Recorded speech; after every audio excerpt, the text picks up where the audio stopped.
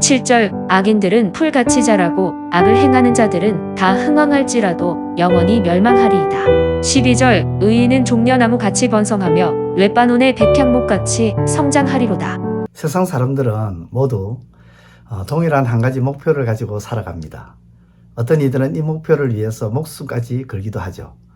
그것은 바로 복이라는 목표입니다. 복에는 건강의 복, 재물의 복, 인간관계의 성공의 복이 다 포함되어 있습니다.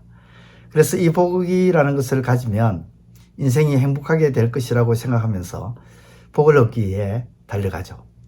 그러나 세상 사람들의 목표인 복을 가지게 되면 진정한 행복을 경험하게 될까요? 그렇지 않습니다. 더 큰 복을 얻으려고 또다시 다람쥐 쳇바퀴 돌듯이 죽기 살기로 달려가죠. 그러다 보면 건강을 잃고 재물도 잃고 사람도 잃고 아무것도 남지 않습니다. 그래서 성경은 참된 복은 하나님께로부터 온다. 그것을 가르쳐주고 있죠. 하나님을 알고 경외할 때 복의 근원이 되시는 하나님께서 참된 복을 주시며 가진 것 여부와 상관없이 인생의 평안과 행복을 주신다고 말씀합니다. 오늘 본문을 통해 저자는 하나님께서 베푸신 인자하심과 성실하심을 찬양하고 있습니다. 이어서 저자는 악인과 의인에 대한 하나님의 섭리를 노래하고 있죠. 하나님을 경외하는 자는 의인이며 하나님을 무시하는 자는 악인입니다. 그들의 결말에 대해 하나님의 섭리는 완전히 다르다는 것을 본문은 우리에게 명확하게 말씀합니다. 먼저 저자는 악인들은 풀과 같아서 잠시 동안은 호황한 듯 보여도 결국에는 영원히 멸망할 것이라고 말씀합니다. 7절을 보십시오. 악인들은 풀같이 자라고 악을 행하는 자들은 다 호황할지라도 영원히 멸망하리리다. 저자는 어리석고 무지한 자는 악인과 같으며 그들의 인생은 풀과 같다. 그렇게 말합니다. 어리석고 무지한 자는 하나님을 알지 못하고 하나님을 두려워하지 않기 때문에 자기 마음대로 행하며 자기 인생이 자기 손에 있다고 생각하는 사람이죠. 이 사람들은 지금 당장은 불이 일어나듯이 잘 되는 것처럼 보이지만 결국에는 그 불이 자신의 인생을 불태워버리고 결국 폐망하고 흩어지며 영원히 멸망하고 말 것이라는 겁니다. 그러나 하나님을 경외하지 않는 악인과는 달리 의인은 번성한 나무, 결실한 나무와 같다고 노래합니다.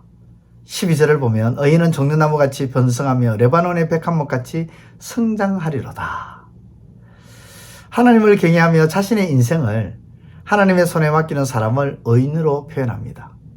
의인은 여호와의 집 성전에 심겼기 때문에 번성하고 결실하고 그 아름다운 빛이 청청하다는 것이죠. 번성하다는 말은 싹이 피어 나온다는 뜻이고 또 꽃봉오리를 맺는다는 그런 뜻입니다. 다시 말해서 의인의 싹이 트고 복이 확장되기 시작한다는 그런 뜻이죠.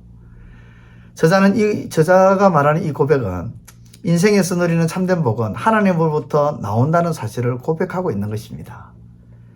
악인은 풀과 같이 금방 시들고 멸망하지만 의인은 번성하고 성장하는 나무가 같다고 노래하면서 오늘 본문을 통해 우리에게 주는 교훈이 있습니다. 먼저 우리는 오늘 본문의 말씀을 통해서 악인은 세상에서 말하는 흉악한 범죄를 저지르는 사람이 아니라 하나님을 인생의 주인으로 모시지 않는 교만한 사람을 뜻하고 있다는 것입니다. 교만은 하나님이 내 인생에 필요 없다고 말하는 흉악한 영적 범죄죠. 세상의 흉악한 범죄들은 여기에서부터 시작됩니다. 그러므로 우리는 항상 교만을 경계하고 멀리해야 됩니다. 하나님은 교만한 자를 돌아보지 않으시고 겸손한 자를 가까이 하십니다. 오늘 이 새벽에 내 인생의 주인이 누구인지를 가만히 생각해 보시기 바랍니다.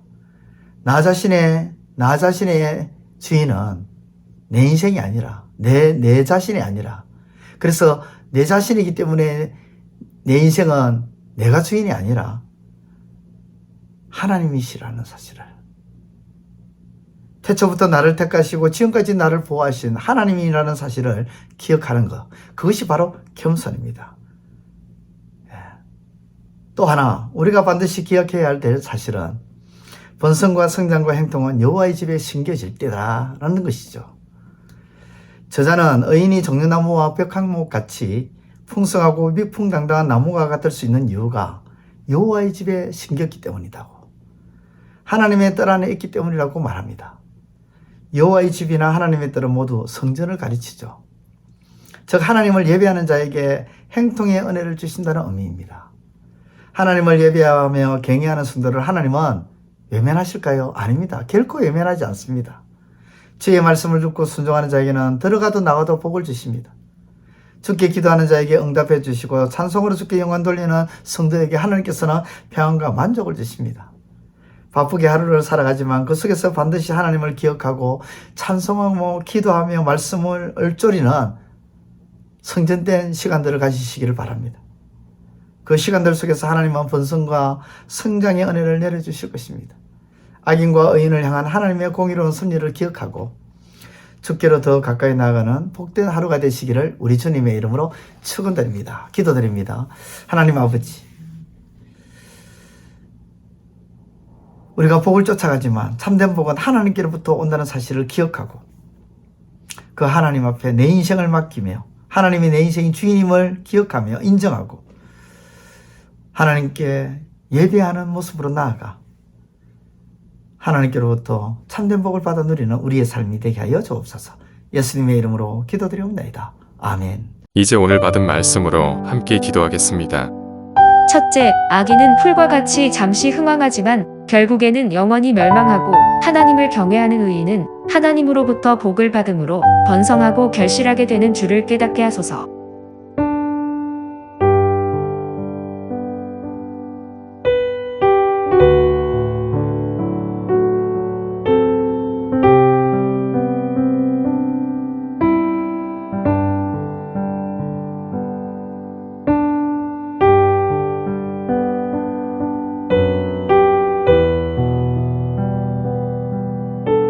둘째, 교만은 하나님을 내 인생의 주인으로 모시지 않는 흉악한 영적 범죄임을 깨닫고 내 인생의 주인은 하나님이심을 고백함으로 겸손히 살아가는 겸손한 자 되게 하소서.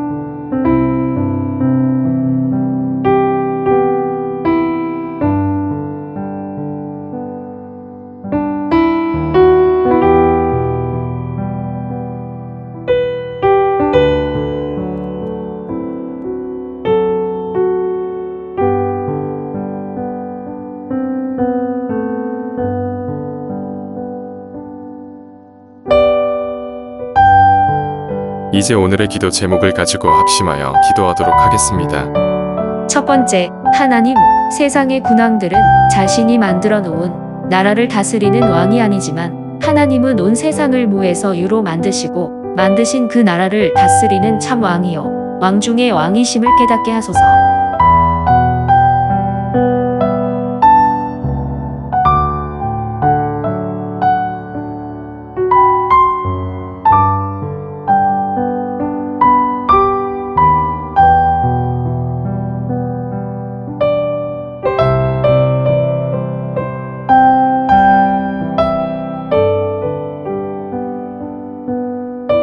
두 번째, 하나님, 참된 왕이신 하나님께 회개하는 척 회개를 흉내내는 것이 아니라 진정성을 가지고 참으로 그 모든 악한 길에서 돌이키는 회개와 참된 마음의 회개를 기뻐하시며 하나님의 진노를 거두시는 줄을 알게 하소서.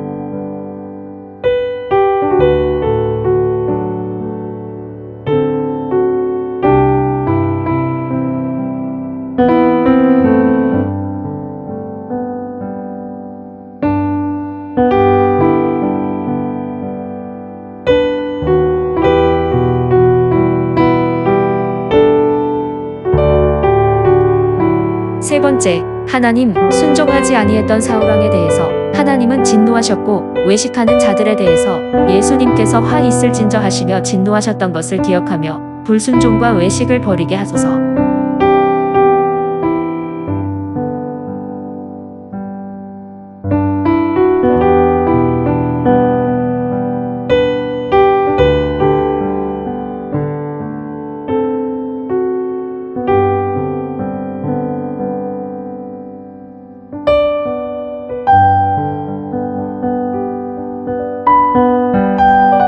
이제 개인의 기도 제목을 가지고 하나님 앞에 기도하시기를 바랍니다.